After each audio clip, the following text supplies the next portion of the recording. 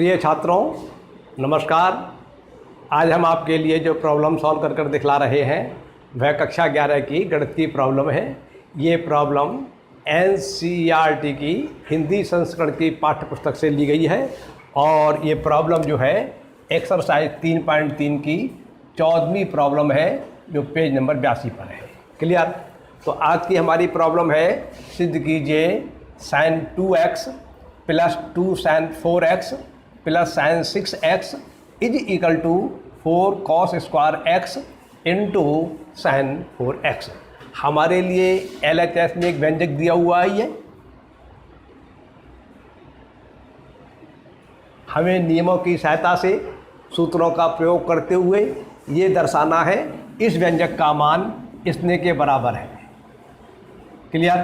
तो इस प्रॉब्लम को हम LHS से हल करेंगे क्योंकि ये प्रॉब्लम LHS से हल करना सरल है।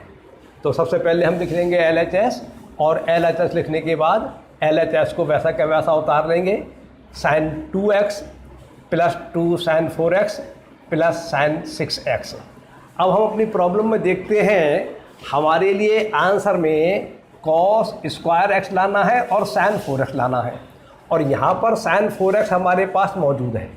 तो हम इस sin 4x को नहीं बिगाड़ेंगे क्योंकि ये हमें आंसर में लाना है।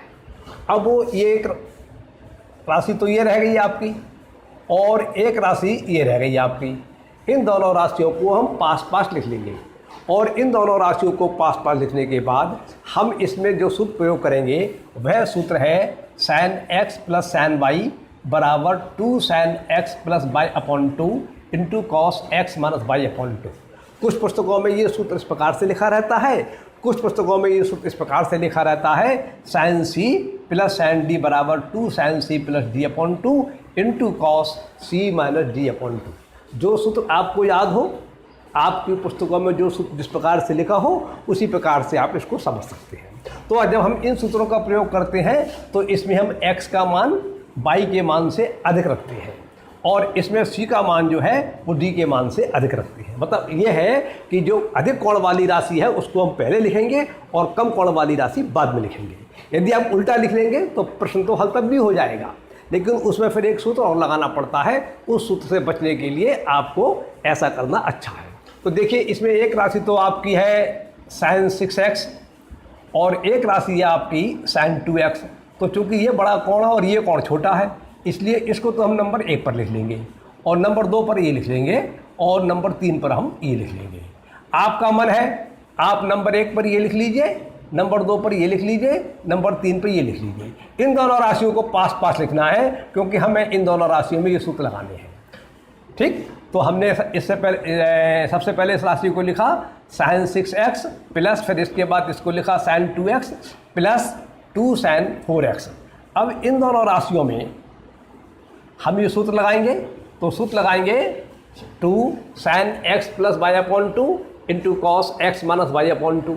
ये एंगल जो 6x का एंगल है ये हमारा x का काम कर रहा है और ये 2x का एंगल जो है वह हमारा y का काम कर रहा है। जब ये सूत्र का प्रयोग करेंगे तो हमारे लिए इन दोनों पदों के स्थान पर एक पद प्राप्त होगा, ये वाला, और इसकी वैल्यू होगी 2 sin 6x plus 2x upon 2 into cos 6x minus 2x upon 2 और ये वाला पद वैसा का वैसा लिख जाएगा 2 sin 4x। क्लियर? अब हम इसको सॉल्व कर लेंगे। जब इसको हम सॉल्व करेंगे तो इसको सॉल्व करने से प्राप्त होगा हमारे लिए 4x और जब इसको सॉल्व करेंगे तो इसको सॉल्व करने से प्राप्त होगा हमें 2x।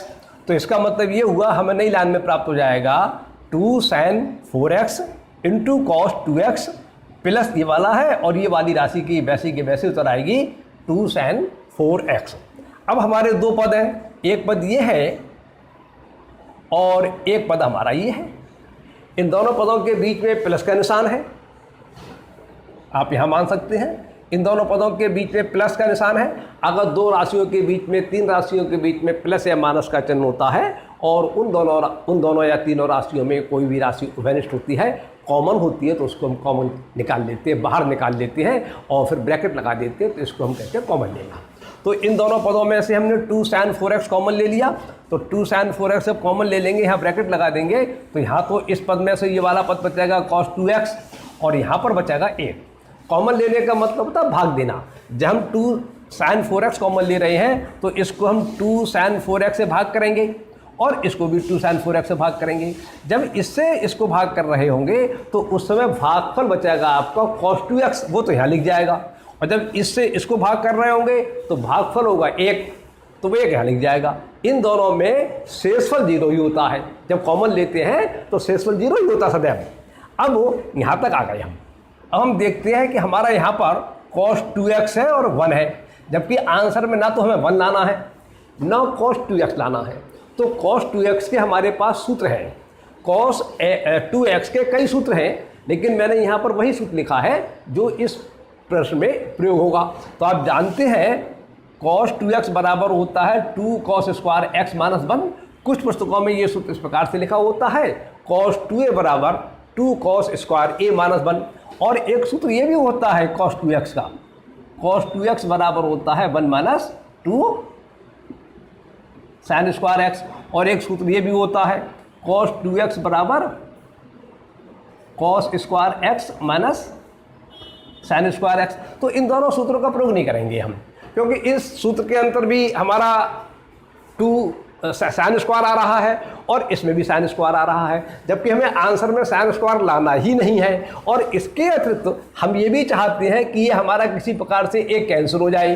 तो इस एक के कैंसिल करने के लिए कहीं हमारे लिए इसकी सहायता से या किसी और प्रकार से माइनस का 1 मिले जो उसको बैलेंस कर दे, काट दे, जिससे समाप्त हो जाए। वो ना तो इसमें प्राप्त हो रहा है ना इसमें प्राप्त हो रहा है, इसमें प्राप्त हो रहा है माइनस का 1।